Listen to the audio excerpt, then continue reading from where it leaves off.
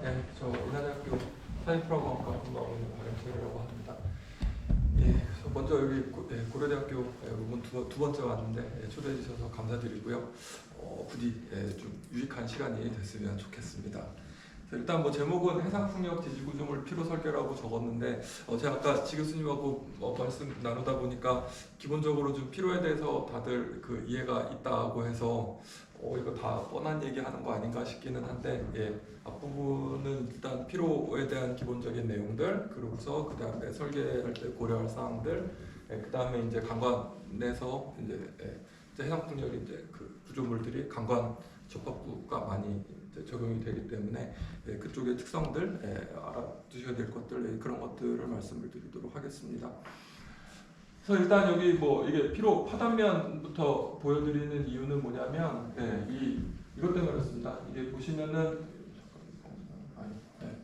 여기 보시면 피로 균열이라는 게 생기고 보면은 일단 파단면을 분석을 하는 게 제일 기본이고요. 만약에 균열이 생겨서 피로 문제가 생겼다라고 할 때 그럼 그 안에서 얻어낼 수 있는 정보들이 굉장히 많이 있습니다. 보시면 지금 여기서 이렇게 자국들이 남아요. 재료나 뭐 응력이나 아니면은 그때 기상 상태나 뭐 여러 가지들 때문에 이렇게 자국들이 남고, 그래서 보시면은 이 자국들을 따라가다 보면, 그러니까 처음에 이제 지금 여기서 이만큼 와서 끊어진 건데 처음에 당연히 작은 거에서 시작을 해서 점점 커지는 이런 방향으로 가는 거고, 그래서 그 자국들을 따라가다 보면은 여기에서 비어 있는 공간이 무슨 문제가 생겨서 이제 여기서부터 이제 균열이 시작이 됐구나, 이런 것들을 알아볼 수가 있고, 또 하나는 이 피로균열이라는 게 그냥 한 번에 확 생기는 게 아니기 때문에 천천히 정말로 한 번에 응력이 왔다 갔다 할 때마다 하여튼 뭐 마이크로미터보다도 훨씬 아래쪽 레벨에서 균열이 점점 천천히 자랍니다. 그래서 그런 것들이 여기에 보시는 것처럼 원래는 이렇게 자국들이 남아야 되는데 하도 작다 보니 안 보이고 이렇게 그냥 부드러운 면처럼 이제 이렇게 보이게 되고요. 그래서 보시면 이제 최종적으로는 이 정도까지 갔다가 이게 아이빔 바텀 플랜트인데 여기 뚫고 이렇게 된 다음에 보시면은 항상 이렇게 굉장히 부드러운 면이 있고 그 다음에 옆에 이렇게 거친 면들이 이렇게 존재를 합니다. 그 얘기는 뭐냐면 이제 단면이 부족해서 이렇게 뜯어져 나간 걸 수도 있고, 아니면은 이게 이쪽 끝에서 피로 균열 이 끝 부분에서의 이제 그 스트레스 인텐시티가 이제 한계값을 넘어가가지고 그냥 찢어진 걸 수도 있고요. 이제 뭐 이런 것들 되게 다양한 것들을 알아볼 수 있다라는 거. 그래서 만약에 이제 뒤에 가서 실무나 뭐 이런 데서 뭐 균열 때문에 문제가 됐다라고 하면 이 파단면을 꼭 먼저 보는 거를 추천을 드리고, 이 안에서 얻어낼 수 있는 정보들이 굉장히 많다. 얘기들을 드리고 싶고요.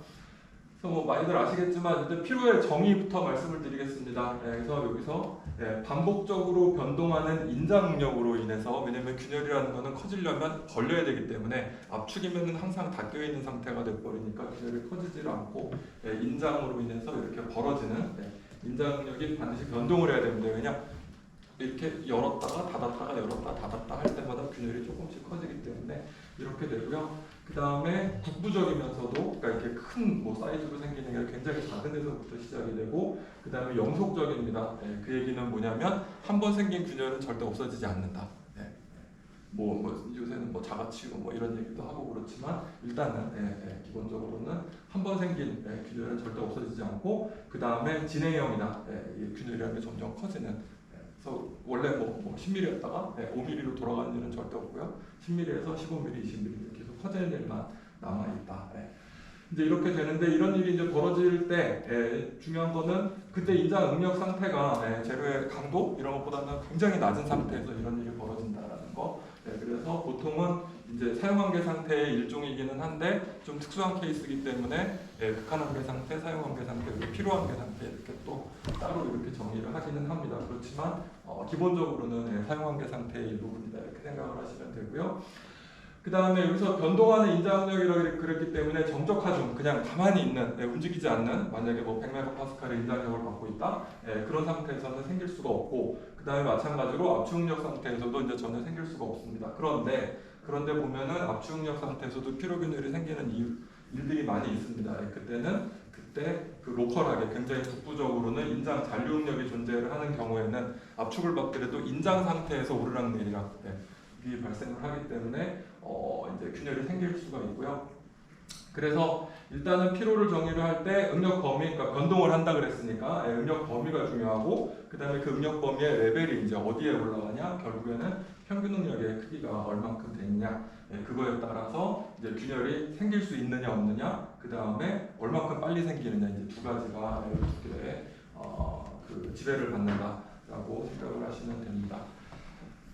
지금 요거 같은 경우에는 그러면은 결국엔 이제 응력에 따라서 피로라는 게 지배가 된다라고 말씀을 드리는데, 그러면 실제 구조물에서 응력이 어떻게 발생을 하느냐, 그걸 보시면 지금 이거 같은 경우에는 그냥 교량에서 잰 거예요. 교량 바텀 플랜저하고 탑하고 바텀, 뒤에 아래 위에서 잰 거고, 그래서 트럭이 한 대 이렇게 들어왔다가 나갈 때 이게 결국에 이제 영양선하고 똑같은 형상을 보이죠. 그리고 이제 교량이 여기 스팬 여기 밑에 쭉쭉쭉 있는데 지나가면서 여기서 스팬 3에서 된 건데 이제 잔여 진동이 계속 이렇게 발생을 하고, 이제 이렇게 해서 보시면은 이게 그냥 추세만 보면 물론 이제 이게 그 해상 구조물하고는 좀 다른 교량이기는 하지만, 보시면은 크게 이렇게 한번 출렁이는 이런 변동이 생기고, 그거에다가 추가로 잔여 진동이나 이런 것들이 있어서 잔진동들이 막 생깁니다.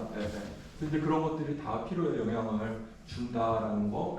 근데 이제 문제는 이런 변동하는 이런 하중이나 응력 변화들이 항상 똑같을 수는 없다는 거죠. 전부 다 달라요. 모든 케이스가 다 다르고, 차량의 속도나 아니면 바람이 어떻게 분다든지 아니면 그때의 기상 상태나 여러 가지 때문에 전부 다 다르게 됩니다. 그래서 그러면 다 다른 거를 다 고려를 할 수 없으니 그럼 제일 쉬운 것부터 가자. 그래서 이 변동하는 능력을 갖다가 일정하게 이렇게 사인 곡선 형태로 이런 식으로 만들어서 이제 실험이나 여러 가지들을 진행을 하게 된다. 그래서 피로에 대한 특성들을 알아볼 때 기본적으로는 이렇게 일정한 진동을 기본으로 하고 그 다음에 이제 쟤네들을 갖다가 이제 여기에다가 어떻게 끼워 맞출 거냐, 그런 것들을 알아보는 게 중요한 일이 된다라는 거, 그 말씀을 드리고요. 그래서 그러면 일정한 응력 범위로 이렇게 오르락내리락 할 때 그럼 우리가 여기서 알아낼 수 있는 팩터들이 총 3개가 있습니다. 하나는 최소값, 하나는 최대값, 그 다음에 이 사이의 범위, 이렇게 해서 있고요. 근데 어차피 최소값하고 최대값 빼면 그게 범위이기 때문에, 그래서 여기 있는 파라미터 3개 중에 2개만 알면 이제 얘를 정의를 할 수가 있는 거예요. 얘가 여기가 있냐, 아니면 밑에가 있냐, 아니면 폭이 크냐 작냐, 이런 것들이 다 정의가 된다. 그리고 그 다음에 이게 변동을 한다라고 했기 때문에 그럼 오르락 내리락, 그래서 올라갔을 때부터 내렸다가 올라갈 때까지 이게 한 사이클, 뭐 아니면은 가운데부터 가운데까지 한 사이클 이렇게 할 수도 있고요. 이제 그런 식으로 정의를 한다. 기본적으로 그 말씀을 드리겠습니다. 그리고 그 다음에 이제 파괴인데, 파괴는 아까 보셨던 똑같은 거. 그래서 균열이 점점 커지다 보면은 결국에는 그냥 균열이 점점 커지다가 스무스하게 그냥 다 파단이 되는 게 아니라 어떤 한계 상태에 도달하게 되면 그냥 확 끊어지게 되는 이런 일이 발생을 합니다. 그래서 이제 얘네를 파괴라고 얘기를 하고요. 그래서 뭐 균열도 마찬가지기는 한데, 일단은 물리적으로는 부재가 파단이 돼서 새로운 면을 만드는 거, 균열도 마찬가지고 면을 만드는데, 이제 파괴는 굉장히 이제 빨리 발생을 한다. 빵 하고 끊어집니다. 굉장히 뭐 마이크로세컨보다 훨씬 더 짧은 순간에 이제 그런 식으로 발생을 하고, 예를 들어서 여기서 여기까지 오는데 뭐 10년 걸렸다? 그럼 여기서 여기 가는데 1초도 안 걸리는 0.001초 막 이렇게 걸리는 이제 그런 상황이 된다라는 거. 그래서 그때 이제 그러면은 균열 크기가 그러면 그게 언제 그런 일이 발생을 하느냐? 왜냐하면은 구조물 같은 경우에는 얘가 항상 제자리에 있어야 됩니다. 뭐 이렇게 왔다 갔다 하는 게 아니라면, 그래서 만약에 자동차 같은 거를 생각을 해도 걔가 왔다 갔다는 하지만 원래 제 상태를 그대로 유지를 해야 되는 건데, 근데 이렇게 새로운 면이 생긴다, 그 얘기는 쪼개진다는 얘기인 거죠. 이런 일이 생기면 안 되는 거고, 그러면은 그게 언제 생기느냐를 일단 알아야 거기까지 가는 거를 막아야 되는 거죠. 그래서 그때 이제 하는 게 그때 사용이 되는 게 여기 K값 K1이라고 얘기를 하는 스트레스 인텐시티 팩터입니다.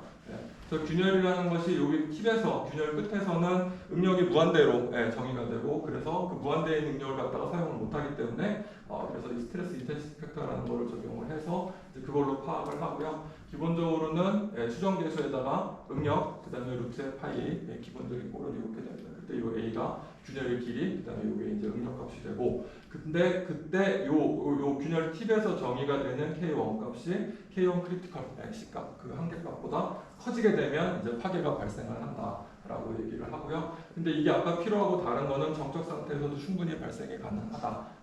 그러니까 계속 변동을 해가지고 균열이 커졌다가 갑자기 뭔 일이 있어서 가만히 있었는데 누가 살짝 톡 쳐가지고 빵 하고 깨지는 이제 이런 일들도 발생을 할 수 있다. 그리고 그때 그리고 지금 그렇게 되는 거고, 그래서 결국에는 최대 인장력 크기가 그래서 요 S 값이 얼만큼이냐. 그래서 P로는 여기서 얘가 오르락내리락이 얼만큼이냐, 그 다음에 얘가 위에 있느냐 밑에 있느냐, 이제 이게 중요한 거고, 파괴는 얘가 오르락내리락 하는데 위의 값이 어떻게 결정이 되느냐, 그게 중요한 거고, 그 다음에 또 하나를 보시면은 이제 계속 오르락내리락 거리면서 균열이 점점 커지게 됩니다. 커지게 되고, 그러면 균열이 커지게 된다는 얘기는 이 응력 상태가 똑같음에도 불구하고 A 값이 계속 커지는 거죠. 루트 A가 A 값이 계속 커지면 K 값이 계속 커지고, 그러다 보면 한계 값을 넘어가서 빵! 이제 이게 기본적인 거덕이다. 라는 거 그거 보시면 되고. 그러면 지금 여기서 필요하고 파괴 얘기를 했으면 그 중간에는 균열이 이제 어떻게 커지느냐, 어떻게 커지고 얼마큼 커지느냐 이제 이 얘기를 해야 되는데, 뭐 여기 당연히 다양한 요인들로 인해서 천천히 성장을 할 수 있다. 근데 균열이 커지는 요인들은 굉장히 많이 있는데 그 중에서 피로가 그 중에 하나다. 유일한 거는 아니고 다양한 여러 가지 이유들이 있던 뭐 화학적인 이유가 있을 수도 있고 뭐 온도나 여러 가지 뭐 이런 것들이 있을 수 있는데 그 중에서 피로라고 얘기를 하는 거는 오르락내리락 거리는 응력으로 인해서 이게 생기는 거다라는 거. 파괴 얘기는 아까 말씀드렸고요. 그다음에 파괴 메커니즘 뭐 취성 연성 뭐 있는데 일단은 깨지면은 이게 뭐 취성이든 연성이든 중요한 건 아닙니다. 근데 하나는 보시면은 제가 이 파단면 얘기를 계속 하고 있는데 이제 언젠가 깨진 거 볼 거거든요. 그러면은 중요한 게 도대체 어디서 깨졌냐, 왜냐면은 그게 어디가 문제가 됐는지를 알아야 되기 때문에 어디서 깨졌냐 이걸 봐야 되는 거고, 그래서 보시면 이게 특히 이제 취성 파괴가 생긴 경우에는 우리가 보통 쉐브론 마개라 그러는데 쉐브론이라는 정유회사 마크가 이렇게 화살표 모양입니다. 그래서 얘 같으면은 화살표가 이렇게 가죠. 이렇게. 그 얘기서 그러면은 그 화살표를 따라서 쭉 가다 보면 여기에 맨들맨들한 이런 면이 보입니다. 그 얘기는 뭐냐? 여기에서 피로균열이 생기다가 그때 균열 팁에서의 스트레스 인텐시티 팩터가 균열이 커져서 아까 앞에서 A 값이 커져가지고 스트레스 인텐시티 팩터가 요거를 넘어가는 그 순간 빵 하고 깨져서 균열이 여기서부터 해서 이쪽 방향으로 면이 만들어졌다. 그래서 이제 그런 정보들을 다 얻어낼 수가 있습니다. 그래서 보시면 이 화살표를 따라가면 뭔 일이 생긴 곳이 어디냐 이런 거 알아볼 수 있다는 거 말씀을 드리고요. 그래서 이제 결국에는 그 오르락내리락 얘기를 계속 응력이 변하고 변하려면은 당연히 시간이 걸리고 그러면 이제 그게 이제 결국에는 수명, 우리가 몇 년을 사용할 수 있느냐, 몇 년을 써먹을 수 있느냐 이 얘기를 할 수 있는데 그걸 갖다가 시간으로 얘기는 하지는 않고 요 반복 횟수 몇 번 오르락내리락 해서 그게 얼마큼 쓰느냐라는 걸 얘기를 하고요. 그래서 뭐 수명이 뭐 연으로 될 수도 있고, 근데 기본적으로는 반복 횟수에 따라서 정의가 됩니다. 그래서 총 피로 수명은 그렇게 정의가 되고요. 그래서 그 수명하고 그러면은 이 균열 크기 사이의 관계, 그거를 보시면 지금 여기서 이니시에이션하고 프로파게이션이라고 얘기를 했는데 이 굉장히 균열이 작은 거에서 시작을 해서 점점 커져요. 점점 커지는데 그 커지는 속도가 당연히 처음에는 그 속도라고 하면 지금 여기서 균열 크기하고 시간이니까 여기 미분한 기울기를 보시면 여기서는 굉장히 천천히 가다가 어느 순간부터 점점 빨라져가지고 마지막에는 무한대의 속도, 그 얘기는 빵 하고 깨지는 이제 이런 일이 벌어진다 이렇게 얘기를 하고, 얘를 갖다가 그냥 이니시에이션하고 프로파게이션으로 두 개로 나눴습니다.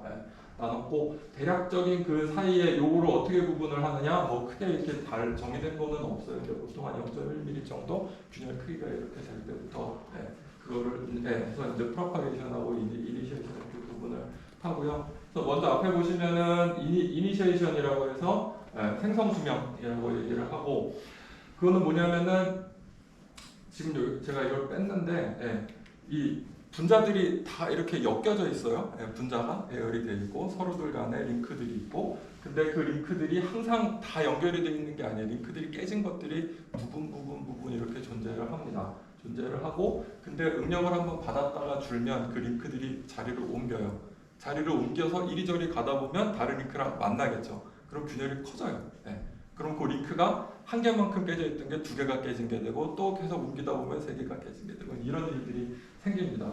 그래서 그게 어느 정도 우리가 알아볼 수 있을 만큼 커졌을 때까지를 이제 그런 일들이 생기는데, 그거를 생성수명이다 이렇게 얘기를 하고, 그 다음에 이제 균열이 어느 정도 큰 이후에는 유의미한 성장 속도를 이렇게 보이게 되는데, 그때를 이제 성장 수명이다 이렇게 얘기를 합니다. 얘기를 하고요. 그래서 걔네를 갖다가 어떻게 정의를 하냐면, 기본적으로는 SN 커브, SN 커브 아니면 SN 선도 이렇게 얘기를 하는데, 그걸로 표시를 합니다. 그래서 보시면 이쪽 수직축을 갖다가 응력 범위, 오르락 내리락이 필요하니까 응력 범위로 정의를 하고, 수평축을 이제 수명 이렇게 얘기를 하고요. 그래서 뭐 응력 범위에 따라서 이니시에이션 라이프하고 프로파게이션 라이프들이 뭐 이렇게 정의가 된다. 그럼 두 개를 더하면 이제 총 수명이 이렇게 되고, 얘네를 보시면 지금 이거는 리니어 스케일로 그렸는데 어떤 여기 우리 P로 한 개라고 얘기를 하는 거기로 이렇게 점근을 하는 그런 경향을 보입니다. 그런 경향을 보이고, 또 하나는 SR, 그러니까 응력 범위 오르락내리락이 크면 클수록 수명이 더 짧고, 이게 줄어들면 수명이 더 길고, 그러나 어느 한계를 벗어나게 되면 요 P로 한계라고 하는 여기보다 아래가 되면 결국에 가다가 만나는 데가 없으니까 수명이 무한대다. 이렇게 정의를 할 수가 있습니다. 기본적으로는 이런 특성을 보인다라는 거. 그래서 이거를 뭐 월러 커브라고도 하고요. 독일에서는 월러 커브라고 하고, 보통 독일 외에 그 나머지 동네에서는 다 SN 커브라고 이렇게 부르고요.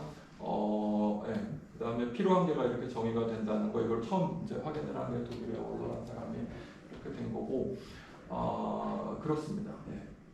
그리고 그 다음에 이제 이거 보통 이런 거를 이제 실험을 해서 구하는데, 실험을 하다가 진짜 균열 안 생기는 것 같다, 해도 끝이 없다. 그러면 여기다 이렇게 화살표를 표시를 해서 보통 런아웃 마크라 그러는데, 그 얘기는 얘네는 요만한 응력 범위에서 수명을 요만큼 가졌다라는 얘기인 거고, 실험 결과를 플로팅을 할 때요, 얘네는 우리가 요 응력 범위에서 여기까지 실험을 했으나 균열이 생기지 않았다는 거를 표시를 한 거고, 일반적으로는 요런 특성을 보입니다. 요렇게 가다가 해서 그러면 여기서 끝났어? 그만해? 그러면은 그 다음에 하나 다른 시험체 갖다 또 했는데 균열 안 났네? 그래 좀 더 해볼까? 지금 이 경우는 뭐 3,000만에 3,500만에 뭐 이렇게 했는데, 이렇게 보면은 계속 이제 균열이 안 난 거를 쭉 볼 수가 있죠. 이거 그걸 할 수 있고요. 그래서 근데 이제 보시면 지금 이거는 그냥 리니어 스케일로 이렇게 그려놓은 거고, 얘네를 갖다가 로그 스케일로 그리게 되면 얘가 이렇게 직선으로 변하게 됩니다. 직선으로 이렇게 변하고, 응력 범위하고 수명을 이렇게 나타내고요. 그 다음에 실험 결과들을 보시면 일반적으로 이렇게 흩어진 3포되어 있는 이런 경향을 보입니다.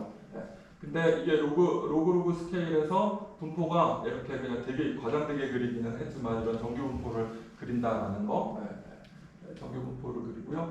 그래서 그러면은 우리가 수명을 어디서 정의를 할 거냐? 파괴 확률 5%, 정확하게는 신뢰수준 95%에 파괴 확률 5%가 되는 여기를 잡고서 여기다가 선을 이렇게 그려서, 아니면은 여기서 실험하고 여기서 실험하고 여기서 실험해서 걔네 이렇게 쭉 이어가지고 SN 선도를 그리고, 그러면은 우리가 응력 범위가 요만큼일 때 수명이 얼마요? 라고 얘기를 한다는 건, 우리가 100개 실험을 하면 그 중에 5개는 요만큼 수명에서 깨진다. 이렇게 생각을 하시면 되고, 나머지 95개는 살아남는다. 이렇게 보시면 됩니다.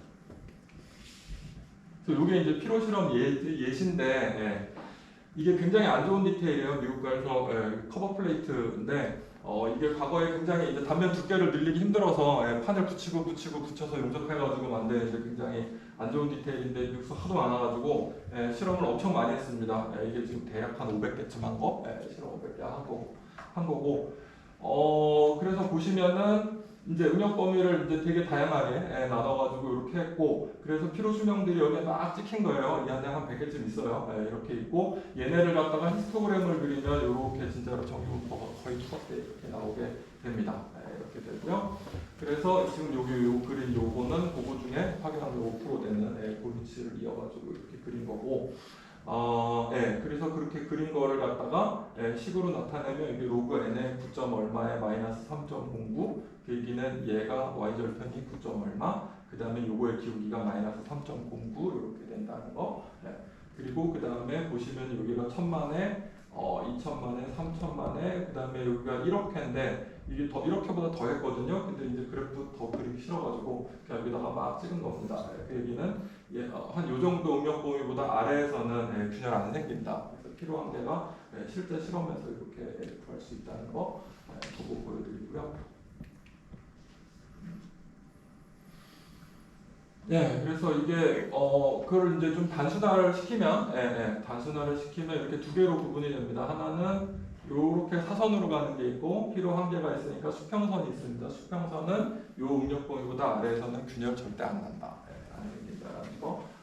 그러면 이제 결국에 중요한 거는 요게 어디냐라는 걸 알아보는 게 중요하고요. 하나는 또 하나 요것보다 높은 응력에서는 그 응력 범위에다가 이렇게 가서 수명이 얼마다라고 이렇게 알아볼 수 있는 거. 그래서 이게 설계식에 보면은 이제 크게 두 부분으로 구분이 됩니다. 하나는 유한 수명, 유한 수명 구간하고 그다음에 무한 수명 구간 이렇게 두 개로 구분이 된다. 기본적으로. 그래서 지금 그런 식으로 구분이 된다라는 거. 근데 이게 문제가 SN 커브가 옛날에 원로가 잘못 그렸어요. 뭐냐면 응력이 우리가 y는 fx잖아요. 그러면은 그 x에 해당하는 게 독립 변수가 여기서는 응력 범위입니다. 근데 그 응력 범위를 갖다가 수평축에다 그려야지 이걸 수직축에다 그려놔가지고, 그러니까 우리가 보통 그래프를 하면은 이쪽이 독립 변수니까 이것 값이 얼마라고 해서 이렇게 가서 그때 y값 이거를 찾아야 되는 건데, 얘는 이게 그래프가 뒤집어져 있어가지고 여기서 시작해서 이쪽으로 간 다음에 아래로 가서 우리가 원하는 값을 찾는 이런 상태가 되어 있다. 근데 뭐 이미 이렇게 쓴 지 한 200년, 그래서 안 바뀝니다. 그게 있고, 그래서 아까까지는 수명 얘기를 했고, 이제 지금부터는 한계 얘기를 할 건데, 피로 한계라고 얘기를 하고, 이게 뭐 엔듀런스 리밋이라고도 하고, 퍼티그 리밋이라고도 하고 되게 다양한 이름들이 있습니다. 있는데 기본적으로는 균열이 발생하지 않는, 즉 수명이 무한대인 최대 응력 범위 중에 최대값, 그게 얼마냐라고 얘기를 하고. 과거에는 이게 실험을 하는 게 굉장히 힘들고 시간이 오래 걸려요. 그래가서 한 100만회에서 200만회까지 이렇게 한 다음에 균열이 안 생기면은 그냥 그러면 이게 필요한 게다 이렇게 얘기들을 규정을 해서 그냥 했고, 그게 아직도 유로코드의 영향이 살짝 남아가지고 뭐 500만회에서 살짝 꺾고 뭐 이런 것들이 좀 남아 있습니다. 근데 아직도 미국에서는 그런 거 상관없이 우리는 그냥 시간과 돈이 많으니 계속 실험을 하겠다. 그래가지고 주구장창 계속 실험을 해서 뭐 1000만에 이렇게 아까도 보셨듯이 이래가지고 이제 실험들을 했고, 근데 하여튼 그래서 이제 미국 거 기준으로 보면은 그 균열이 안 생겨야 끝까지 갑니다. 근데 유럽은 좀 적당히 하다가 그냥 만다, 이런 차이가 있고요. 그다음에 뭐 BCC 결정, 그런데 이건 이제 금속 얘기니까 건너뛰고요. 근데 이제 뭐 기본적으로는 이렇게 아까 보신 것처럼 이렇게 응력이 높으면 수명이 있고 응력이 낮으면 수명이 없고 수명이 무한되고 이제 이렇게 두 개로 구분을 하는데 재료의 종류나 아니면 환경적인 요인, 손상 원인에 따라서 필요 한계가 없는 경우도 있다. 대표적인 게 알루미늄 같은 경우에는 필요 한계가 없습니다. 강제는 있고요. 강제는 있고, 그 다음에 환경적인 요인이라고 하면 만약에 부식이 생기거나 이제 이런 일들이 있으면 또 필요 한계가 없어져요. 그래서 이제 그런 것들을 고려를 해야 된다라는 거, 그 말씀을 드리고, 그 다음에 주의해야 될 게 하나가 있는데 뭐냐면은 이 인듀어런스 리밋하고 퍼티그 리밋, 이게 그냥 다 필요 한계라고 이렇게 얘기를 하면서 다 뒤섞어서 그냥 씁니다. 쓰는데 중요한 게 인듀어런스 리밋은 스트레스 앰플리튜드로 정의가 되고 퍼티그 리밋은 스트레스 레인지로 정의가 됩니다. 그 얘기는 뭐냐면 응력을 아까 이게 이렇게 오르락내리락 이 얘기를 했는데 그때 이렇게 해서 요만큼이 스트레스 앰플리튜드고요. 여기부터 여기까지가 스트레스 레인지입니다. 그래서 응력 범위는 스트레스 앰플리튜드의 2배 이렇게 되는 건데 이거를 그냥 뒤섞어가지고 그냥 필요한 게 어쩌고 저쩌고 이러다 보면은 엔듀런스 리미트하고 이거하고 딱 2배 차이가 나는데 숫자를 헷갈릴 수가 있어요. 그래서 그거는 좀 주의를 하셔라. 는 거 그거 말씀을 드리고 이게 이렇게 그러면 두 개 중에 하나만 쓰지 왜 이렇게 쓰느냐 그럴 수가 있는데 이게 역사적인 이유가 있어요. 뭐냐면은 우리가 지금 뭐 실험 같은 거 해보신 분들은 알겠지만 액추에이터를 쓰잖아요. 아니면 UTM 갖다가 해서 우리가 이렇게 시편이 있으면 당겼다 누렸다 당겼다 누렸다 아니면 눌렀다 뺐다 눌렀다 뺐다 이것들을 하는데 그거는 되게 이 신식 장비인 거고 이걸 처음 하던 과거에는 그런 실험을 못했어요. 그런 실험을 못해서 로테이팅 디스크라 그래가지고 디스크를 매달아 놓고 얘를 갖다가 이쪽으로 이렇게 그래서 그거는 실험을 어떻게 했냐면 만약에 빔이 이렇게 있으면 얘가 이렇게 갔다가 이렇게 갔다가 오르락 내리락 오르락 내리락 그 얘기는 평균 능력이 여기 0에서 결정이 되는 요런 실험밖에 못했거든요. 요런 실험밖에 못했고 그러면 여기는 인장이고 여기는 압축이니까 압축 쪽은 아무 의미가 없다 그랬잖아요. 이거 빼고 그러면은 실험은 이렇게 했으니까 응용 범위는 요만큼이지만 이렇게 실험을 할 때는 앰플리튜드밖에 의미가 없는 거죠. 그래가지고 요런 실험들을 해서 인듀어런스 리밋을 이제 정의를 하고 뭐를 막 했는데 그 다음에 장비가 이제 좋아지고 그러다 보니까 우리가 왜 실험을 이렇게 해야 돼? 위로 올려놓고 하지? 아니면 중간에 해보고 위에도 해보고 막 이제 이러면서 그러면 앰플리튜드보다는 이게 더 의미가 있구나 라고 얘기를 하고 그런 이유로 해서 지금은 다 응력 범위로 이게 SN 선도가 다 이렇게 정의가 되어 있다. 근데 아직도 이런저런 문헌이나 실험들이나 뭐 이런 거에서 요거를 쓰는 경우들이 있어요. 있는데 절대 헷갈리시면 안 된다는 거 말씀을 드리고 그래서 그러면 이 수명이 무한되면 땡큐잖아. 수명이 무한되면 뭐 신경 쓸 게 없어요. 이게 무슨 뭐 이게 100년을 가네, 50년을 가네 아무 신경 쓸 이유가 없습니다. 그래서 이게 제일 중요하고 지금 이제 교량 설계 같은 경우에는 하여튼 무한 수명, 이게 우리가 설계 수명을 뭐 100년이다, 200년이다, 뭐 이렇게 얘기를 뭐 75년이다 이렇게 얘기들은 하지만 피로의 관점에서는 그냥 무한대로 가는 거. 그 얘기는 응력 범위가 이쪽 범위에서 놀게 이 수평선보다 아래쪽에서 놀도록 설계를 하는 게 기본 원칙이다. 그러면 도대체 얘가 얘에 영향을 주는 것들이 뭐가 있느냐 이제 그런 것들이 중요한 거죠. 그래서 그런 거 영향을 주는 게 평균 능력, 인장 강도, 표면 상태, 표면 처리. 그래서 표면이 또 거칠거칠하면 거기서 미세한 능력 집중들이 막 생겨요. 그런 것도 있고 그 다음에 부재의 크기도 굉장히 중요합니다. 판이 두께가 두꺼우면 두꺼울수록 피로 수명이 낮아요. 그리고 두께가 얇으면 얇을수록 피로 수명이 높아요. 그래서 유럽 쪽의 이제 설계 기준들은 모두 다 두께 보정들을 합니다. 쓰는 관이나 판에서 두께가 어떻게 되느냐에 따라서 보정들을 하고 미국은 그런 거 안 합니다. 골 아프니까 아예 안 하고 그냥 쓰고요. 그렇게 쓰고 그 다음에 뭐 환경적인 거 당연히 뭐 이게 부식이 이제 잘 될 수 있는 곳이냐 아닌 곳이냐 이런 거 차이, 온도, 하중 종류 이런 것들이 다 영향을 준다. 근데 특히 이제 중요한 거는 평균 능력. 얘가 평균 값이 0에 가 있느냐 아니면 위에 가 있느냐 밑에 가 있느냐. 당연히 이쪽 압축 쪽에 가 있으면 별 의미가 없고 이쪽에 가 있으면 이제 좀 의미가 커지고 이제 이런 식이 되고 기본적으로는 인장 강도가 높을수록 피로 한계가 더 위에 형성이 된다. 그래서 인장 강도가 높으면 얘가 같은 뭐 만약에 어디는 인장 강도가 300짜리, 어디는 500짜리, 어디 600짜리, 그럼 300짜리부터 600짜리가 보통 2배 높아요.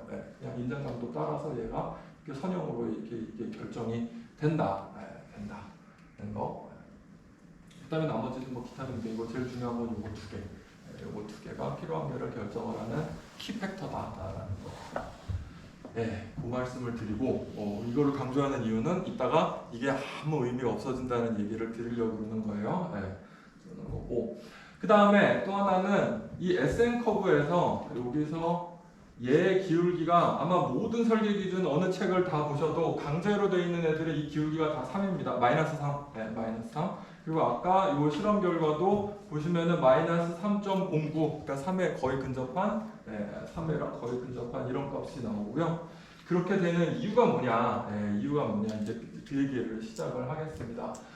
그거는 뭐냐면 선형탄성 파괴 역학으로 페리슬로라고 얘기를 하는 균열 성장 시기 정의가 되어 있습니다. 과거엔 이것보다 복잡한 시기였는데 폴 페리스를 아주 훌륭하신 분께서 박사학위를 2년 반만 했다고 EI 저희 학교의 기록이에요. 기록이고 그 뒤에도 깨지지 않은 영혼 불멸의 기록을 세우고 졸업을 하셨는데 그럴 만도 한 게 아마 폴 페리스로 해가지고 구글 검색 때리면 진짜 수십억 개가 나올 균열에는 무조건 페리스, 균열 페리스 이식을 만든 분입니다.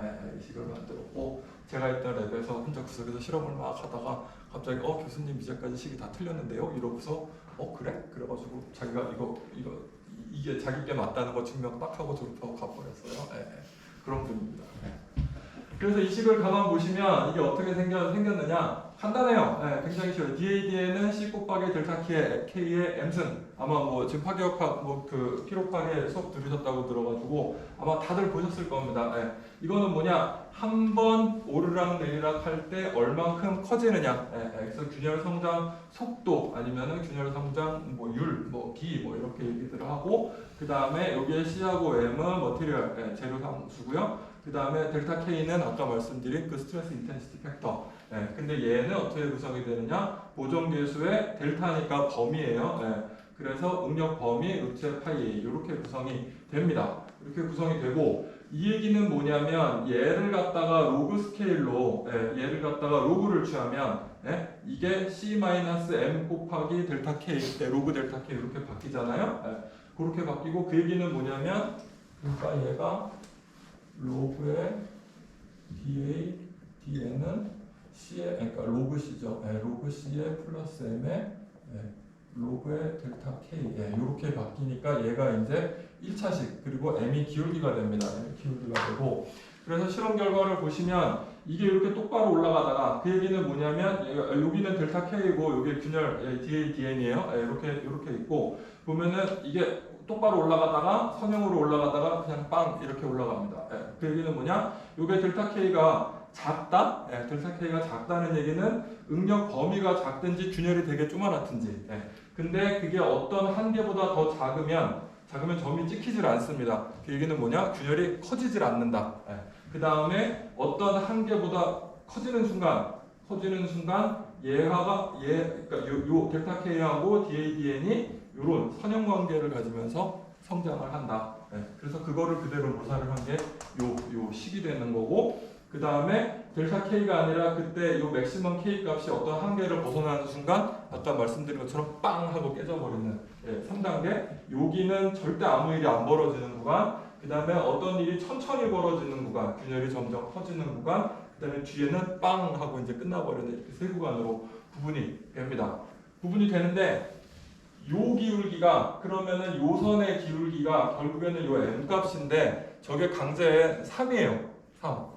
물론 강제의 종류에 따라 조금씩 달라요. 뭐 스테인레스 강은 뭐 2.9도 되고 뭐는 뭐 3.1도 되고 막 그런데 그냥 다 평균 때려서 3이에요. 3인 거고 그리고 그렇게 되고 그 다음에 얘를 갖다가 요렇게 돌리면 얘를 요렇게 돌려버리면 얘가 요렇게 가죠. 이렇게 갑니다. 이게 아까 본 얘랑 똑같네. 이렇게 된다. 똑같다. 왜냐? 저 SN 선도라는 게 얘가 반복을 오르락 내리락 해서 몇 번까지 갈 때 빵 깨지느냐? 결국에는 그게 균열이 어떻게 커지느냐? 균열이 얼마큼 빨리 커지느냐랑 상관이 있는 거고 그러니까 수명이라는 건 그냥 얘하고 상관이 있는 거예요. 상관이 있는 거고 그 다음에 델타 K에서 여기서 보면은 얘를 결정하는 팩터가 SR하고 A인데 얘는 얘하고 코릴레이션이 돼버리기 때문에 이걸 뭐라고 얘기를 하긴 뭐하지만 하여튼 요놈에 따라서 얘가 크냐 작냐에 따라서 얘가 크면 이쪽 작으면 이쪽 얘를 뒤집어 놓으면 크면 이쪽 작으면 이쪽 그냥 이렇게 1대1로 다이다이로 다 이렇게 붙는다. 그래서 균열이 성장을 하는 속도의 기울기가 3이기 때문에 SN 선도도 기울기가 3으로 이렇게 됩니다. 그렇게 되는 거고 그 다음에 아까 여기 얘기했잖아요. 이게 어느 한계값보다 작으면 아무 일 안 벌어진다. 그 얘기는 얘가 엄청 작든지 아니면 얘가 엄청 작든지 두 개 중에 하나. 근데 균열 크기는 우리가 어떻게 할 수 있는 게 아니기 때문에 응력만 얘기를 하면은 응력 범위가 어느 한계보다 아래면 균열이 커지지 않는다. 그 얘기는 이거 수평선 수명이 무한대 아무 일 안 생깁니다. 이렇게 이 균열 성장 요걸 가지고서 우리가 쓰는 설계식들을 설명이 가능하다라는 거. 그렇게 설명을 드리고 그리고서 이제 그 다음에 이제 한 단계를 더 나가면 이제 이게 생깁니다. 뭐냐 아까 평균 능력하고 인장 강도가 중요하다 그랬어요. 인장 강도가 중요하다 그랬는데 우리가 쓰는 이 SN 선도에는 그 어디에도 평균 능력 얘기가 없습니다. 그리고 재료의 강도나 이런 얘기 설계 기준 어디를 뒤져봐도 없어요. 그게 전혀 없습니다. 그러니까 평균 능력이 중요하면은 여기가 SR이 아니라 SR하고 뭔가 하나를 더 더한 뭔가가 들어가야 되는데 그게 없다. 왜 그러느냐? 이놈의 용접 때문에 그렇다라는 얘기. 용접 때문에 그렇습니다. 그래서 용접이 그럼 뭐가 문제냐라는 거를 말씀을 드리겠습니다. 뭐냐면 용접 연결부에서는 균열이 여기 끝. 용접해 놓은 거 끝 아니면은 용접 속에 비어 있는 여기. 그래서 여기를 웰드 루트, 용접 루트라고 얘기를 하고 여기를 웰토 아니면 용접 지단 뭐 이렇게 얘기를 합니다. 여기 두 군데서 이제 주로 발생을 하고요. 가끔씩 재수 없으면 이런 데 속에서도 생기는데 그건 진짜 운이 없는 경우고 대부분은 이제 저기서 생깁니다. 그래서 보면은 이 두 부분이 뭐가 다르냐, 뭐가 문제길래 저기서 균열들이 생기냐라는 거는 뭐냐면 일단 1번 이게 용접을 하게 되면 원래 판이나 관이나 둥그렇든지 평평하든지 있는 거에 용접을 하게 되면 뭐가 볼록 솟아나와요. 솟아나오면은 거기서는 당연히 응력 집중이 생깁니다. 우리가 재료역학 시간에 동그라미 원 구멍 뚫으면 응력 집중 개수가 2에서 3 사이로 왔다 갔다 폭대 이 반지름 B에 따라서 왔다 갔다 거리는데 마찬가지로 구멍을 뚫는 게 아니라 위에다 뭘 더 갖다 붙여도 그 얘기는 응력이 이렇게 흐른다고 생각을 할 때 그 흐름을 방해하는 무언가 구멍이 있든지 아니면은 흐름의 방향을 바꿔주는 무언가 지금 같으면 이렇게 흐르는 게 이렇게 갈 수 있는 새로운 길이 생기면 그때 변화가 시작되는 곳에서 응력 집중이 반드시 생깁니다.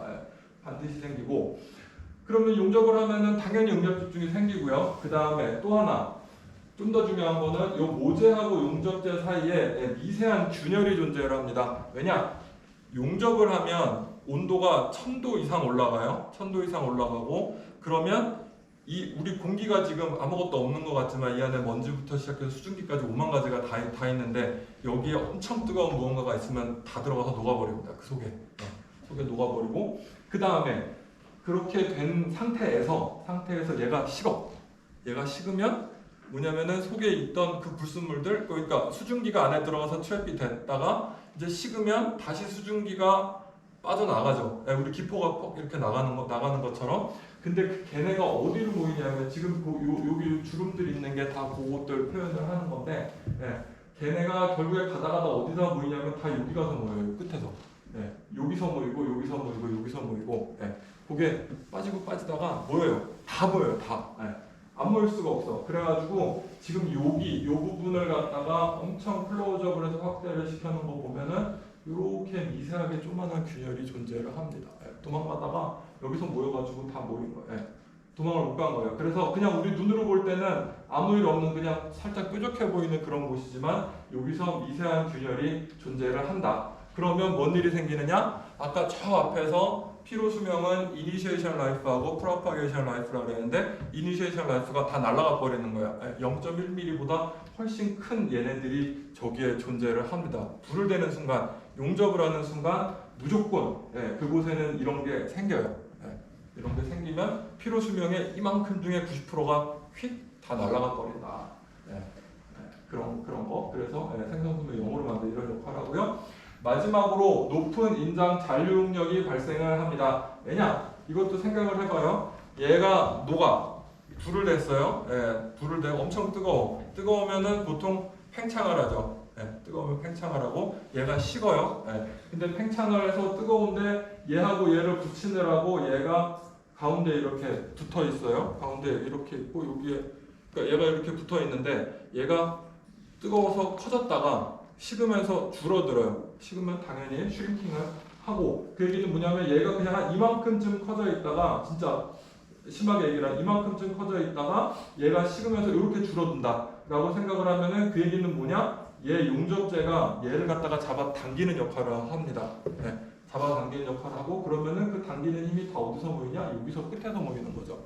그 얘기는 뭐냐면 결국에는 용접을 하는 순간 이 용접 지단부에서 응력 집중도 생기고 이런 미세균열도 있고 인장 잔류력까지 생기는 피로로 보면은 안 좋은 쓰리콤보가 한 방에 맞는다. 그렇게 된다는 거. 용접 지단부.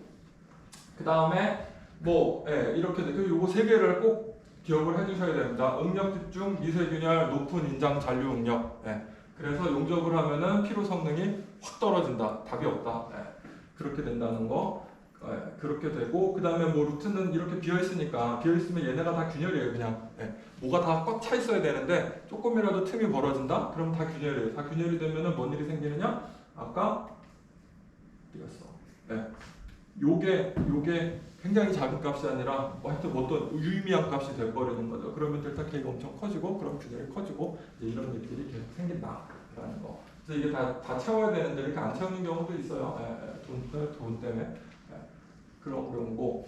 그래서 이걸 다시 보여드리면 이게 되게 일반적인 우리가 슬랙 인클루전이라고 얘기를 하는데 용접 여기 토에서 이런 것들이 이렇게 미세하게 이런 것들이 있는데 크기가 이게 100마이크로미터가 이만큼이 0.1mm예요. 그러면 이게 한 0.5mm 정도 되는 거.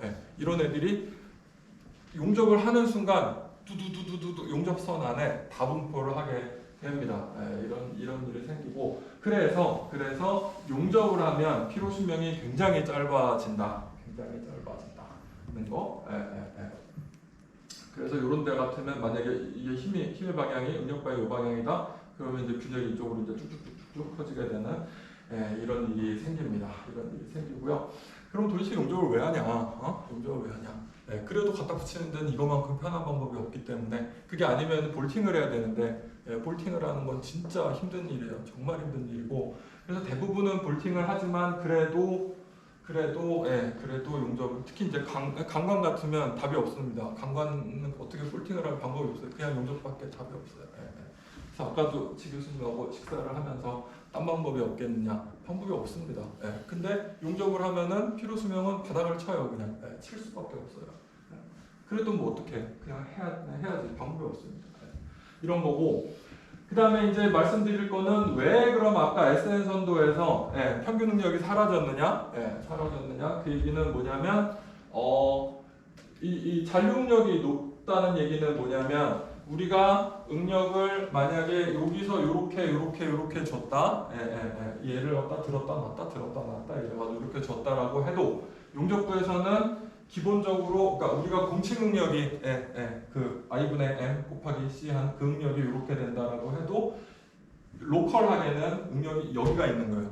여기가 있는 거고 얘를 갖다가 응력 변형률 곡선으로 그리면은 차마 여기까지 갖다라고는 못해서 여기다가 그렸는데 잔류 응력이 여기 와 있으면 얘가 인장을 받게 되면은 올라가다가 그냥 항복해 버리죠. 항복을 해버리고 그 다음에 그 얘기는 얘가 여기서 이렇게 올라가면 얘가 이렇게 가서 여기 가서 항복을 해버리고 내려가면 내려오고 올라가고 내려오고 아까 맥시멈 스트레스 그 다음에 미니멈 스트레스 레인지 세 개 중에 2개만 알면 결정을 할 수 있다고 그랬는데 그 얘기는 뭐냐면 용접 지단부에서는 맥시멈 스트레스가 항복 응력으로 그냥 고정이 돼버린다. 고정이 돼버리면 평균 응력이라는 게 아무 의미가 없어져 버리고 얘만 어차피 맥시멈은 고정이 되고 응력 범위만 남게 되는 이런 일이 응력 범위가 10이 되더라도 맥시멈은 지항복 응력, 응력 범위가 100이 되더라도 맥시멈은 지항복 응력 그런 식으로 결정이 된다. 그러면 얘가 압축 쪽으로 가는 애들은 어떠냐? 마찬가지입니다. 여기 있다가 인장을 받으면 항복. 근데 보면은 항복 때는 이게 좀 짧아요. 좀 짧고. 그 다음에 내려오면은 다시 내려오고. 어차피 얘가 압축 쪽으로 가든 말든 로컬하게는 다 인장에서 놀고 있다. 이런 일이 벌어지기 때문에 그래서 우리가 SN 선도 얘기를 할 때 응력 범위만 얘기를 하고 평균 응력 얘기 안 합니다. 없어요. 평균 응력 안 해요. 아무 소용 없어요. 소용이 없고 그리고 그 다음에 그리고 잔류력이 있고 그러기 전에 또 하나는 아까 여기서 평균 응력 이거에서 이제 용접하면 이거 소용 없다는 거. 그 다음에 인장 강도도 얘기를 했는데 인장 강도가 중요했던 이유는 뭐냐면 아까 얘기한 이 분자들 사이에 이 링크가 깨지고 어쩌고 저쩌고 그 얘기 그거가 중요하기 때문에 그러니까 인장 강도가 세면 링크들이 더 단단하게 결합돼 있고 뭐 이런 것들이 있는데 용접을 하면 그딴 거 다 필요 없고 이미 시작부터 균열이 이만큼 있는데 무슨 링크가 깨지고 뭐 이런 거를 볼 이유가 조금만큼도 없다. 얘는 그냥 시작부터 균열 이만큼 먹고 시작을 하기 때문에 강제의 종류, 고강도 강이든 저강도 강이든 아무 상관없습니다. 강이면 그냥 다 그놈이에요. 그래서 저희 학교, 그러니까 제가 나온 학교에서 90년대에 하이 퍼포먼스 스틸 해가지고 그러니까 원래 그전 같으면은 230짜리 한국 강도 230에서 350짜리를 구조용 강제로 많이 썼는데 그때 이제 그 구십 먹은 할아버지가 아이씨 더 센 거 한번 만들어 보자 이래가지고 700메가파스칼 700 정도 되는 강제를 새로 만들었어요. 당연히 비싸서 안 팔리죠. 근데 그럼 혹시 뭐 피로 강도라도 좀 개선이 되지 않을까? 왜냐면은 인장 강도가 올라가면 피로 수명이 늘어난다는 거는 다 알고 있는 사실이기 때문에 우리가 올렸으니 하여튼 2배 더 센 거를 만들었으니 피로 수명도 더 커지지 않을까 해서 했는데 요만큼도 차이가 없습니다. 왜냐? 시작부터 용접을 하는 순간, 그러니까 용접을 하는 순간 용접부에 이만한 균열을 먹고 시작하기 때문에 이 요만한 균열이 생길 때까지의 수명을 얻을 수 있는 게 인장 강도의 역할인데 이니시에이션 라이프가 빵이 돼버렸기 때문에 그냥 얘에서 그냥 균열이 쭉쭉쭉 커져버린다. 따라서 강도도 역할이 없고 그 다음에 평균 수명도 아무 의미가 없다. 용접을 하는 순간 다 필요 없다. 그래서 그렇게 된다는 거 얘기를 드리고 그러면 잔류용력이 도대체 얼마큼 생기느냐. 근데 아까 그냥 이미 벌써 답을 다 얘기를 해서 잔류용력이 항공용력 수준까지만 올라간다 그랬는데 잔류용력은 뭐 소성 변형 우리 이런 거 이거 롤빔 이런 거 만들어서 막 하고 이러면은 뭐 생깁니다. 그 다음에 커팅할 때 소컷, 플레임 컷 하면은 이제 불되면 생기고요. 그 다음에 당연히 용접하면 잔류용력이 생깁니다. 그래서 잔류용력이 얼마큼 생기느냐 확인들을 해보면 여기 보세요.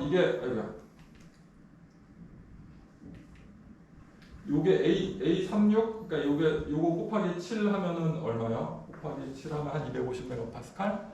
이게 똥처리라고 그러는데 그런 거 얘가 50K였으니까 350짜리 보통 구조용 강제 우리 쓰는 거 하는 거를 여기가 이제 이렇게 플랜지 있고 외부 있고 여기 용접해서 붙인 거고요. 그래서 여기부터 뚝뚝뚝뚝 잔류용력을 재봤는데 그래서 얘는 항공력이 낮으니까 이만큼 얘는 높은 애들 이렇게 항공력이 이 수준 이렇게 있는데 보니 여기 용접된 데서 거의 항공력 수준까지 올라가더라. 그 얘기는 뭐냐? 아까 확 팽창했던 게 슈링킹을 하면서 모재를 갖다가 용접제가 확 잡아당기는데 엄청 잡아당겨가지고 항복하는 수준까지 다 이렇게 올라갔다. 올라갔다. 그래서 아까 제가 그림을 이렇게 그렸지만 이게 아니라 실제로는 여기가 있다. 여기가 있는데 인장 먹으면 더 갔다가 내려오면은 여기 왔다 갔다. 이런 식으로 될 수밖에 없다. 생긴 게 그 모양이고. 그래서 이제 이 얘기들이 같은 얘기고요. 근데 이제 잔류용력은 당연히 어떻게 생겼느냐, 용접을 어떻게 했느냐 뭐 이런 거에 따라서 좀 차이가 있을 수가 있습니다. 그래서 이게 되나? 안 되네.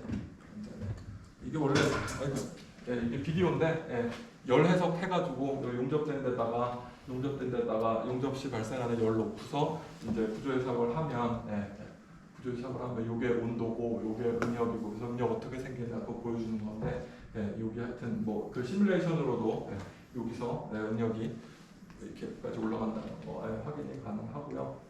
여기 지금 있는 건데 그래서 그 결과를 갖다가 이거 시뮬레이션한 거랑 실험한 거랑 비교를 해보면 여기가 용접된 데로부터 아래로 내려가면서 잰 건데 용접된 그 바로 끝에서 굉장히 높은 응력이 잔류응력이 발생을 한다. 발생을 하고 항상 보면 여기서 인장으로 간 다음에 확 줄어요.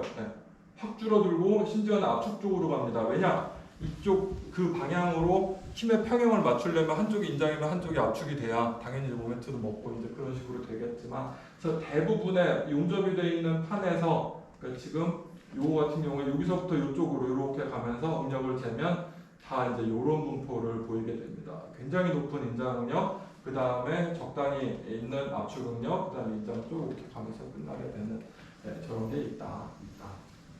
그래서 이제 용접을 하면 이제 이런 일들이 생긴다라는 거. 그러나 우리가 구조물을 제작을 할 때 용접을 안 하고 할 방법이 없기 때문에 그냥 하는 거예요. 그냥 하는 거고. 그래서 어떻게든지 이제 안 생기도록 응력을 낮추게 되고 뭐 이렇게 하는 거고요. 그 다음에 이제 그 다음에 무슨 말씀을 드려야 되냐면 아까 SN 선도라고 얘기를 하는 거는 일정 진폭에 대해서 일정한 진폭에 대해서 결정이 된 겁니다.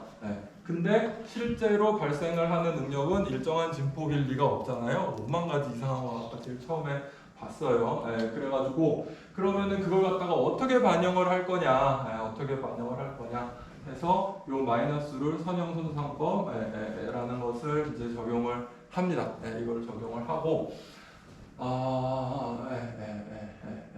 이거를 적용을 하고요. 그래서 이거는 뭐냐면은 이제 응력 범위가 여기 뒤에 만약에 응력 범위가 스펙트럼을 아니면 히스토그램을 그리면 이런 식으로 이제 그려집니다. 보통. 그러니까 이거 교량 같은 경우에 다른 구조물은 또 몰라요.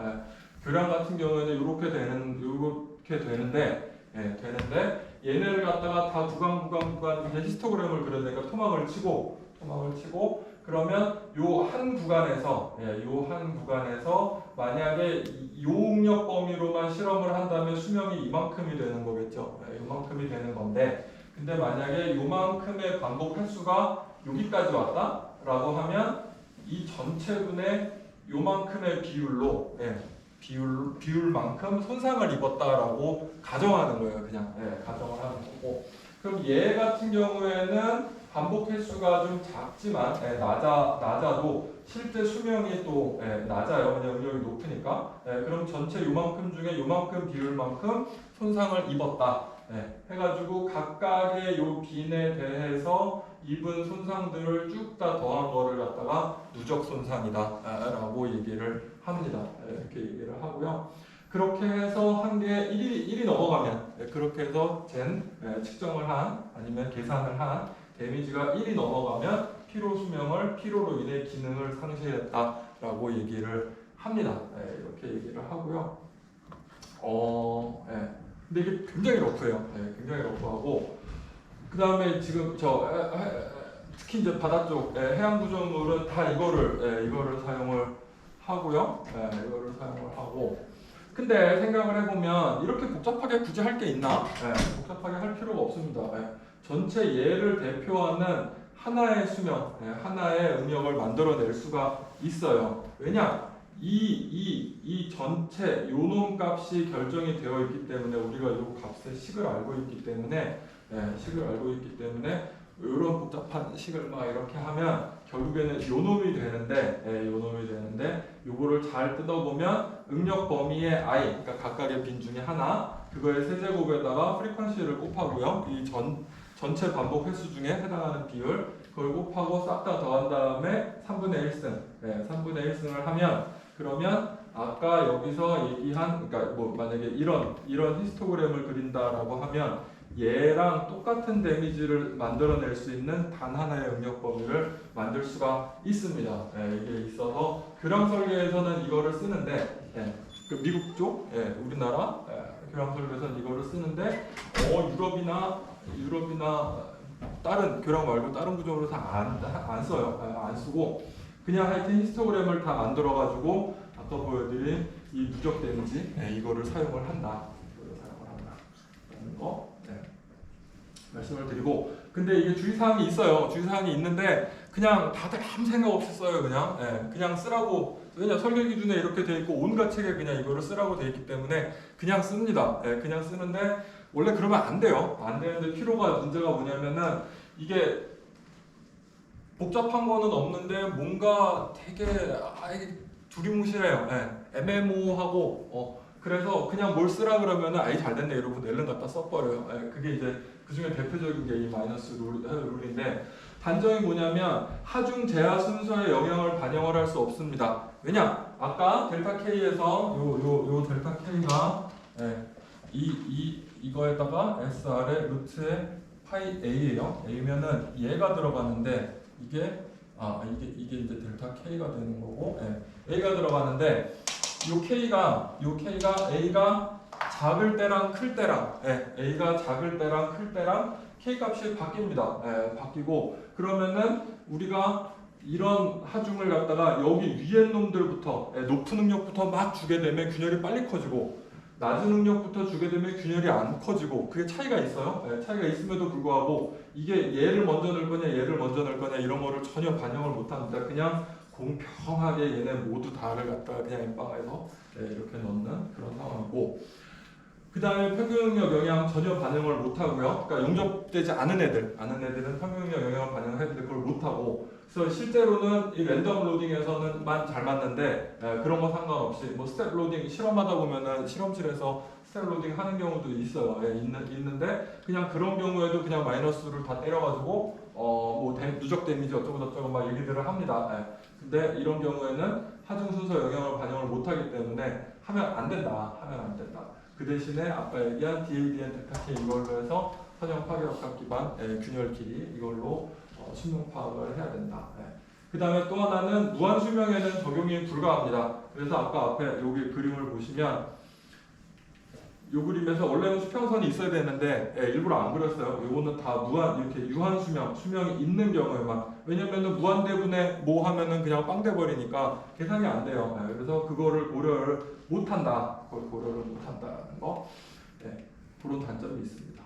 그렇게 있고 그렇게 해서 이제 제일 대표적인 두 설계 기준이 이제 교량 쪽에서는 아시토하고 유로코드인데 보면은 이게 좀 되게 달라요. 보면은 얘네는 하나, 둘, 셋, 넷, 7개밖에 없어요. 선이 7개밖에 없고 그 다음에 수평선이 좀 제각각 왔다 갔다 거리면서 그려져 있습니다. 이렇게 그려져 있고 그 다음에 아까는 이렇게 온 다음에 수평이라 그랬는데 그게 아니라 밑에도 선이 이렇게 그려져 있어요.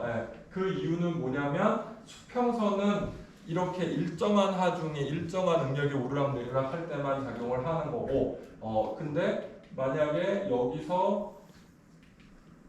여기에 수평선이 가 있다라고 하면은 여기 밑에 놈들은 별로 아무 영향이 없는 거예요. 얘네 위에들만 영향이 있는 거. 만약에 내가 여기에 수평선이 있는 그런 케이스라고 하면은 여기 밑에 애들은 균열에 영향이 없고 왜냐 수명이 무한대니까 위에 요만큼만 상관이 있습니다. 이게 그런 식으로 되기 때문에 그래서 이제 그런 것들을 고려를 해서 밑에도 이렇게 선이 쭉 내려와 있고요.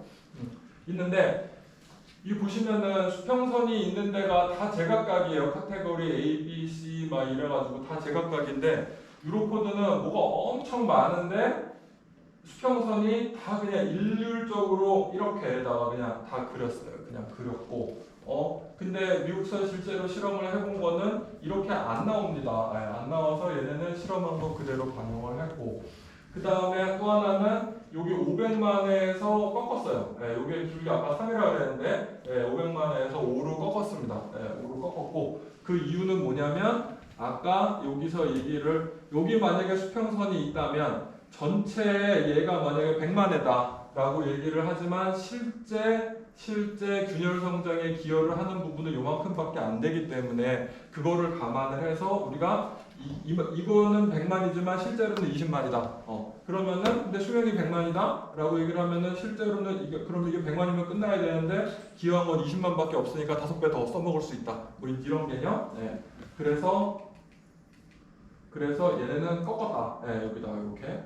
요게 수평선, 요거랑 똑같은 수평선이고, 그래서 일정 능력이면은 수평선이 여기에 있고, 근데 하여튼 얘네는 일률적으로 다 뭐 500만에 뭐 이런 데서 다 그냥 수평선 그리고 꺾어버리고 이렇게 해서 이렇게 하고, 하여튼 그런 차이가 있어요. 차이가 있고, 근데 이게 뭐 여기 200만에, 500만에 뭐 이런 것들이 있는 이유가 아까 제일 처음에 앞에서 얘기한 것처럼 유럽에서는 실험하기가 힘들어가지고 대충 200만에 되면은 그냥 실험 끝났어요 이제 했던 그런 역사 히스토리 그게 있어가지고 하여튼 그게 아직도 여기에 반영이 돼서 있다. 제 마음엔 되게 안 들어요. 왜냐 이거 안 맞거든. 다 해봤는데 잘 안 맞아요. 그런 게 있고 그 정도 말씀을 드리고 그래서 여기까지가 이제 강 구조물이고 그 다음에 강판 그 다음에 강관 얘기를 이제 할 텐데. 뭐냐면은 기본적으로 지금까지 얘기를 한 거는 다 이 공치 능력 기준입니다. 공치 능력은 뭐냐? i분의 m 곱하기 c 한 거 우리가 판때기 이렇게 있으면 여기에 응력과 변형률이 선형으로 변한다는 바로 요거 기준으로 되어 있는 거고, 그 다음에 지금 여기서는 이 아시토의 A, B, C, D 뭐 이런 것들이 있는데 얘네는 뭐냐면 같은 응력 범위에서도 E나 E 프라임이 되면 수명이 짧고 A가 되면 수명이 엄청 깁니다. 그런 차이가 생기는 이유가 뭐냐? 여기 응력 집중도가 달라요. 그러니까 예를 들면 요거예요. 여기는 E나 E 프라임인데 여기는 B까지 가능해요. 그 얘기는 뭐냐면 여기 라운딩을 이렇게 둥그렇게 갈았기 때문에 응력 집중이 작아. 근데 여기는 각이지게 이렇게 뾰족하잖아요. 그러니까 응력 집중이 높아요. 그래서 응력 집중이 높으면은 여기에 실제로 발생을 하는 응력은 훨씬 높아요. 그런 것들을 고려를 해서 이제 선도가 이렇게 되어 있고, 이렇게 되어 있는데, 다 이렇게 되어 있는데, 강관은 그게 아닙니다. 강관은 완전 달라요. 완전히 100% 달라요. 어떻게 다르냐? 강관 같으면, 여기 잘못 그렸네. 강관 같으면, 예를 들면 이런 식이에요. 강관이, 그러니까 우리가 아까 이 공시응력이라고 얘기를 하는 요놈 있으면 응력 집중이 생기는 아까 강판 구조물에서는 응력이 이렇게 오다가 그냥 이렇게 올라갑니다.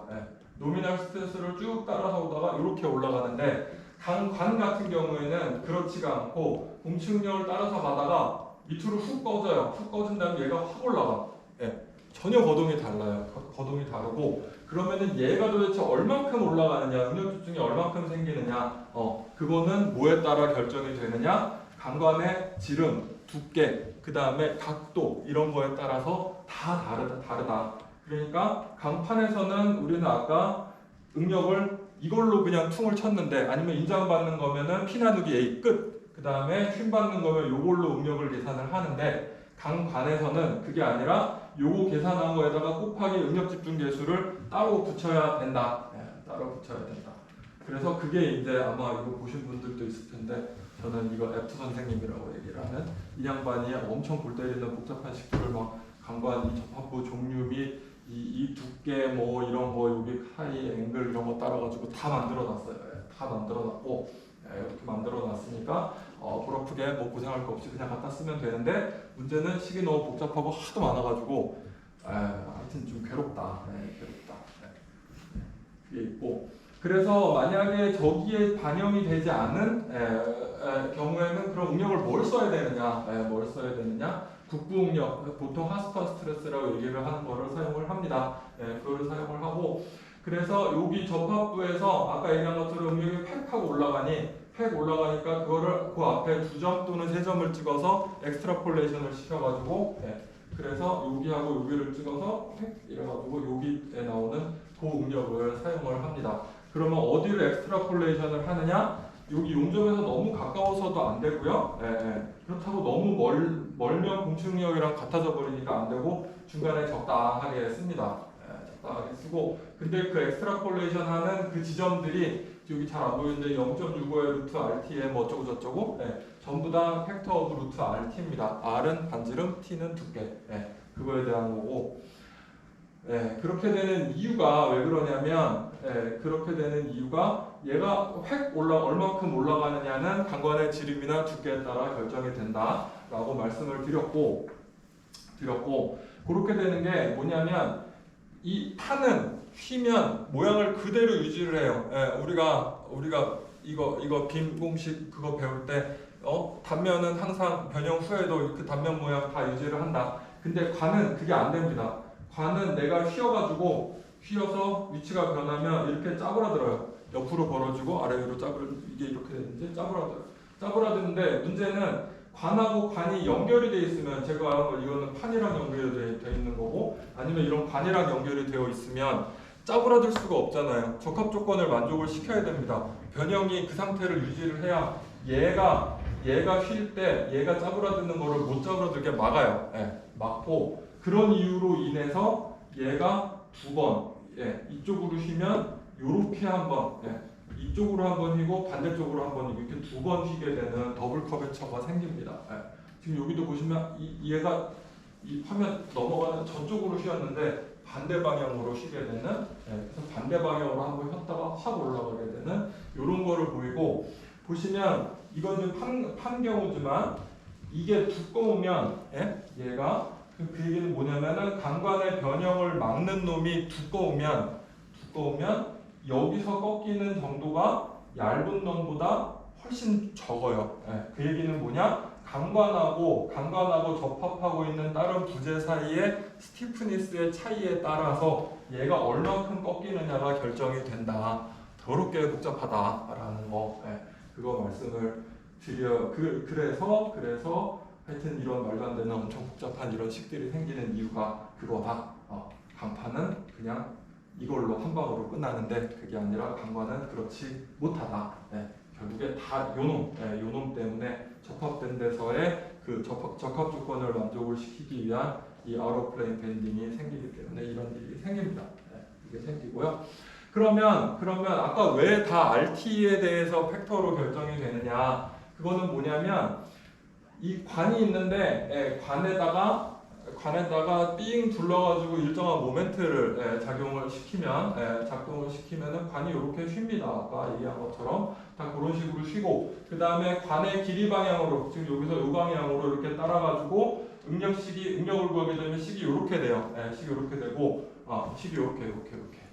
이게 모멘트의 두께 나누고 그 다음에 2의 베타의 x승인데 그 다음에 코사인 베타 x 마이너스 사인 베타 x 이렇게 되는데 그때 그 베타 값이 RT의 이게 4분의 1승이잖아요. 그냥 R의 제곱 T의 제곱, 그러니까 루트 RT가 돼버리는. 그래서 요거의 팩터입니다. 요거의 팩터고, 그래가지고 요걸 갖다가 집어넣고 제가 여기 해석을 해서 나온 응력값하고 해서 맞춰봤더니 진짜 잘 맞더라. 칼같이 딱딱 맞고, 칼같이 딱딱 맞고. 그래서 그 다음에 또 하나는 뭘 해봤냐면, 그러면 이 관의 두께나 이 지름이나 두께를 이렇게 다 바꿔가면서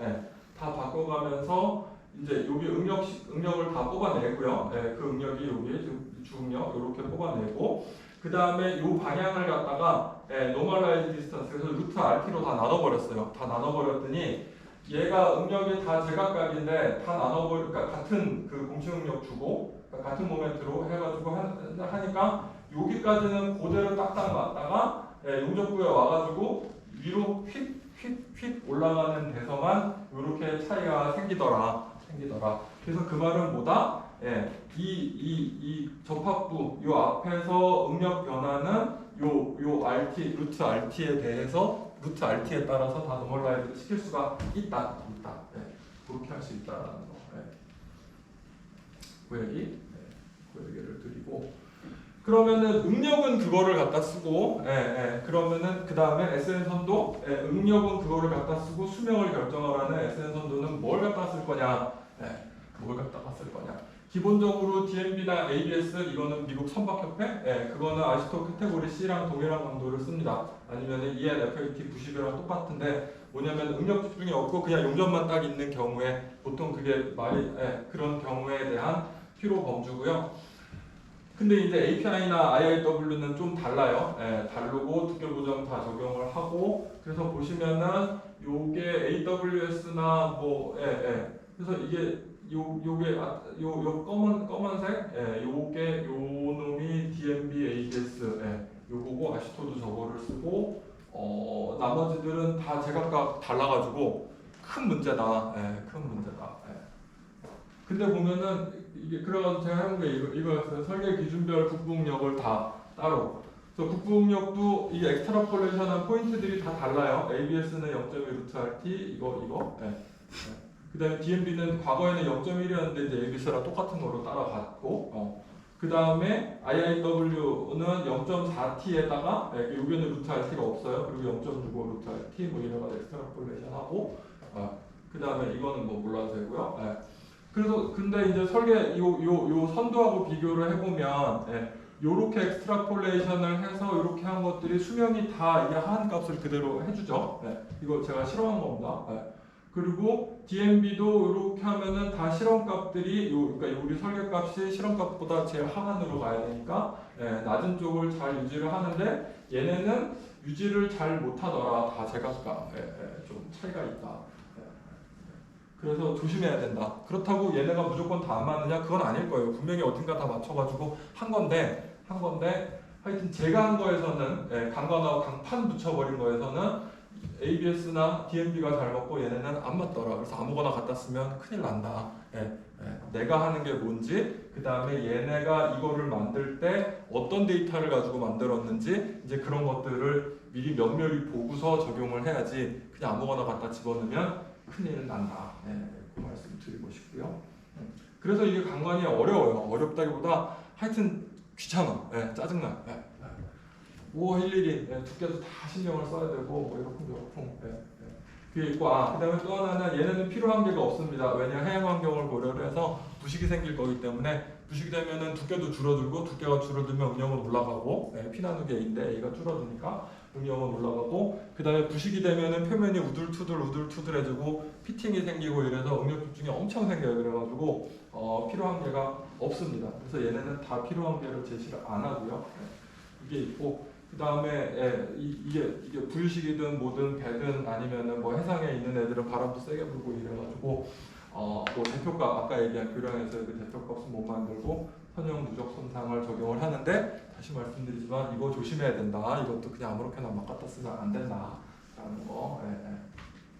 그래서 제일 안전한 거는 얘예요. 얘 DAD에 딱히 이거 계산해가지고 쓰는 게 제일 안전한데 문제는 얘를 계산을 하는데 요 앞에 요 보정계수라고 얘기하는 이놈이 아주 힘들다.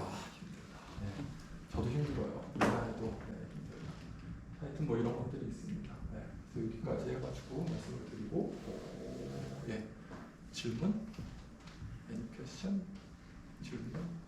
없어요?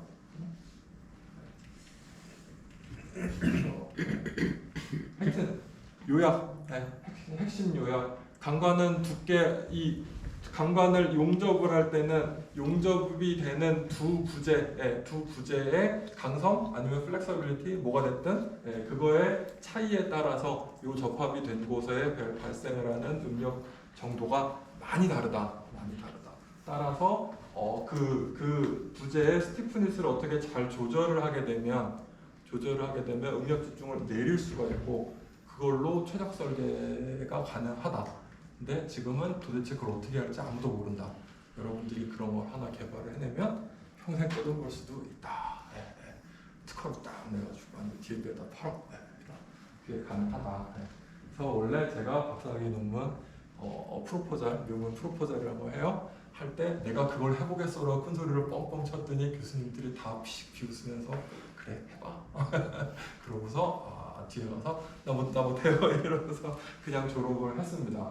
근데 여러분들도 한번 해보세요. 뭐가 될 수도 있습니다.